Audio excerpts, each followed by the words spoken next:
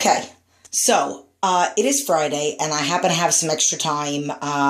My son has a little bit of a cough, so I don't think I'm going to take him to jiu-jitsu, and usually on Fridays I take him, so that gives me like an extra hour. I am going to pick him up early from school, but basically I got a lot of really great feedback. I've asked people, and maybe I'm asking too early in the morning, but I've asked like early in the morning for some ideas for a motivational video, and I'll get a couple. I mean, I'll get a lot, but not like this. I got a lot of people that commented on it, and then I got a super awful lot of private messages. This is not going to be all done in one video, so this is the first of them. Those are all my post-its. The ones that are circled are the ones that I'm going to do right now. But basically, I'm going to get right into it. I'm going to be wearing the same thing for the next video, and I'm just going to post them each day. So, basically, the first one that I'm going to talk about is what one of my coaching clients mentioned on the actual comment. So I might mention their name, and then I'm not going to mention some other people that sent me a private message. But Katie talks about doing the same thing over and over again. And I've done a video on this, and you can go back, and I talk about the difference between choices and mistakes.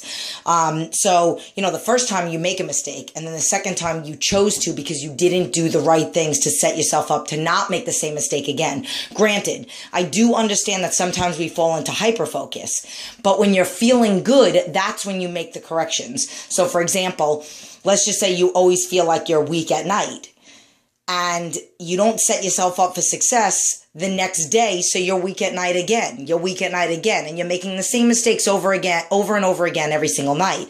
But when you're feeling good, you sit down and you come up with a game plan. You write down, what is going to be my game plan? All right, and I've done videos on this. I'm going to go sit down and eat outside. I'm going to eat with somebody. I'm going to tell somebody that I'm going to call them right after dinner so that it gets your mind out of eating, and you have to you're being held accountable to doing something else. Those are coping skills, and that is detrimental to success. It is imperative to success in any goal. So, and then she mentions like the definition of insanity. Like, I don't think that she expects results. They say the definition of insanity is doing the same thing over and over again and expecting different results.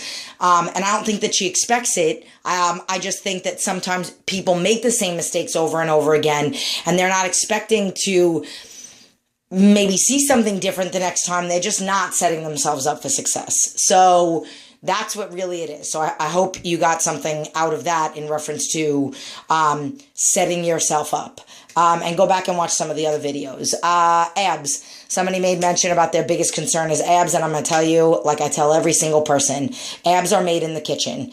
And I mean consistently eating good every single day. When somebody joins my program, they don't get a cheat for the first 14 days. And then they do get one, but it's only one meal or snack in the middle of the day. It's got to be on a resistance training day, and it's got to be earned.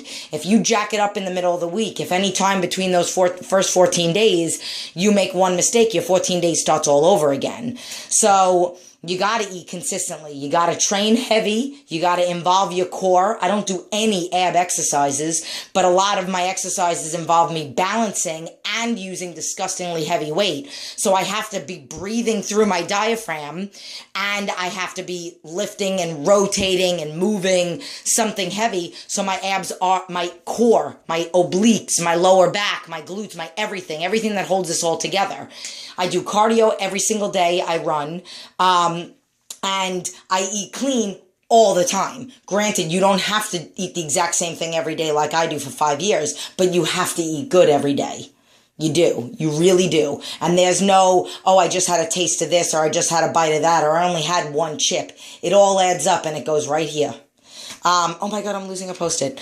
Okay, stretching. Somebody asked me about stretching. Yes, stretching is great. Yoga is great. All that stuff is great. I don't recommend it in the beginning of the workout. I recommend warming yourself up with mimicking the same movement. Like I have all my clients that they might do some pikes and stuff like that in the beginning. We don't do abs at the end. We do them in the beginning. Just to warm up the movement. Maybe if the theme of the workout is obliques, I might have them do like a lot of Russian twists. Even though they always involve their core in the workout. If you're doing legs, I don't think you should stretch out your legs. I think you should do a warm-up set. So if you have like this whole big circuit, go lighter on the weight and do one big warm-up set. I recommend stretching if you're going to do that at night, where you then get to lay down and go to sleep and relax, and all those stretch muscles are now just relaxing and recuperating. That's when I recommend it. Somebody, and I believe it was the same person, asked me about cramping. And cramping is all due to high sodium. Huge, huge, huge. They made mention about eating bananas and raspberries and drinking water afterwards. Not raspberry, raisins.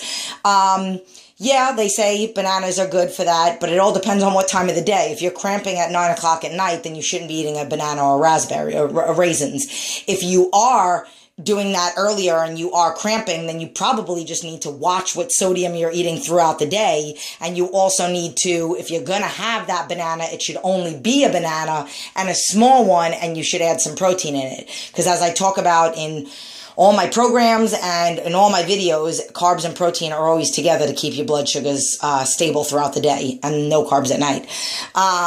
And then, of course, water. I used to have an ex-boyfriend, and he was a football player, and he would always wake up in the middle of the night, and literally he would sleep next to his bed, next to our bed, with like one of those big jugs of water, and he would literally wake up from a dead sleep and grab onto his hamstring and scream. He would guzzle the water and pass back out. It was the funniest thing I used to see. But that's it. It's dehydration most of the time. Then I will talk about one more thing, because these videos are going to be long. But somebody made mention about fruit and then how much water. Here's the thing. Everybody's body, people ask me questions about food all the time. I have my guidelines. I have my things that I recommend. I've done a nutrition webinar, 36 minutes on Facebook. I lay everything out. It doesn't get more elaborate than that. No motivational video is going to give you the education that does. However, that might not even be good enough for somebody, because me personally, I can't eat fruit. Like, I used to have an obscene amount of cellulite on my legs. I was overweight at one point, and I did have cellulite on my stomach and on my legs.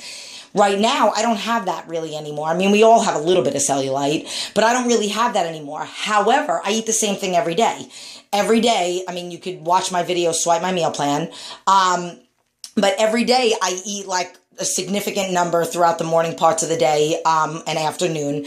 A quarter cup of oatmeal with, of course, my protein, because I practice what I preach. The exact same number, because I have a quarter cup, so it's about 15 grams of carbs. If I were to substitute, and I love frozen grapes, but I don't eat them because I love not having cellulite more than I love frozen grapes. For 2 days, if I have 15 grams of grapes instead of oatmeal, I will see cellulite on my legs. Same exact numbers, same everything, but it's how certain people's body digest it. I have other clients that can have fruit. I have other clients that can have 2 fruit in a day, and I have some clients that can only have 1. I have some clients that don't have any.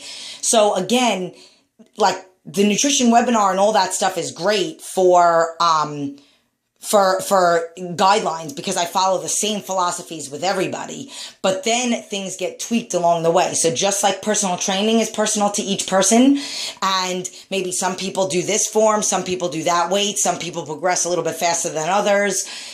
Everybody's nutrition is different. I have guys in my studio that are around the same size, and the 2 of them eat something totally different than each other, and then my guy that I have in the Philippines and my other guy that I have in New York. So everybody's different, and it's all about seeing how your body changes to it, but it's got to be consistent. You can't see, like, there's no way for you to know whether something works if you don't do it every day. So how do you know, like, oh my God, was it the fruit, or was it this, or was it that? Until you are consistent with it, then you see how you react to it, then you take one of those out, and then you see. And then, so it's like, it's a science. So if you have the patience and you have the motivation to do that and figure it out and research on it, because I mean, and I'm going to kind of, you know what, I wasn't going to talk about this, but, you know, I'm only 9 minutes in, and usually my videos are 15 minutes, but somebody made a comment about what to look for in a trainer. I highly recommend everybody gets one. You know, if you're not motivated by having somebody online like my program, and you need somebody to show up to at an appointment, I mean, what you need to look for in a trainer, and if you financially don't have it in your budget, you got to do more research than some fitness magazine, than reading up. You pick one thing you want to follow. You pick one thing you want to read up on. Maybe get your own personal training certification, because there's a reason. You wouldn't just try to fix your car from reading some Mechanics for Dummies, would you? No, because it's your car. Why do you want to fix your body just by reading a fitness magazine? And I'm not saying the fitness magazines are fitness for dummies, but I mean, it's like there's so many different things out there. You have to follow the scientists. You have to follow the people that are professionals in that thing. Like with me, if I was to go to a massage therapist and they tell me to do something because my body is broken and they know something about my muscles or whatnot, or again, that car thing, I'm going to listen to them, because I am no mechanic. I don't know about cars, and even when it comes to like, I know the body, but when it comes to like massage therapy and deep tissue and areas, and maybe they're noticing something that's happening to me, I'm going to listen to them because they know that part of the body for that thing. I say all the time about how I'm not a coach for shows. I believe in a specialist. So go to a specialist if you want to do a competition. I'm going to get into a video on that. But like, again, you can't figure it out on your own unless you have plans on becoming a certified personal trainer. There's a reason why trainers need a certification. So getting into her thing, you should look for a trainer that has multiple certifications. You should look for a trainer that has a valid certification, because every 2 years we have to re-up our cert to make sure it doesn't expire, so that we keep our brain working, all the new things that are out there. Get different ones. I have like 3 national certifications just in personal training. Then I have a sports nutrition one. I have 2 in pre and postnatal. I have older adult and youth. I've trained an 80-year-old and I've also trained a 12-year-old. So, look for those credentials, and then look for somebody that's also going to check your food log every day, or check your food, because you could train with that trainer 7 days a week and they could be the baddest trainer out there. But if they're not doing anything for you and your food, and they're not critiquing it, and they're not dissecting it and looking over and looking at what times you're eating what and this, and they don't have their own philosophies and guidelines and whatnot, then, they're not really helping you. They're giving you half of the service. I talk about how even with my cardio, I educate people on cardio. I'll never tell somebody, go do 45 minutes of cardio. I'm going to give them the guidelines for cardio, because you could be a sweater and maybe your heart rate's only at 100, and that doesn't count as cardio to me. So I'm going to educate you. Find somebody that's going to educate you. Find somebody that's in a good mood, that whether they have personal things going on, you would never know it. If you find this trainer on Facebook, oh my God, please. I have unfriended so many people that I know are trainers, not because of any reason, because I can care less if I have so many friends on here that are personal trainers, and I love that. But don't be a personal trainer and in 5 minutes you're posting a picture about a promotion that you're having, and then 2 minutes later you're posting about how you're going to go get drunk and go out on Friday night, or talk nasty about overweight people. And I've actually seen that. I couldn't even believe it. That dude was blocked in 0.5 seconds. And then I actually saw another person that I still see when I go to 24-Hour Fitness, and I don't even talk to him now or say hello. And I used to like him. I used to be friends with him, but he posted an application for a girlfriend on Facebook, and one of the questions was completely sexually inappropriate, asking questions about what they would do. And so look for ethics. Look for somebody that looks the part. Look for somebody that practices what they preach. Look for somebody that's always in a good mood, because what you don't realize is, and this is what I learned the hard way, and I learned it from before I became a personal trainer. Before I checked myself into a hospital, when I was like sick and eating, binging and purging and stuff like that, and then trying to over-exercise after I binged because I knew I didn't get it all out, I would go to the gym, and my favorite class, the guy would just no-show because he was a party dude. And that was my favorite class. And I knew I would have an awesome calorie burn, and I would just feel in a good mood and whatnot.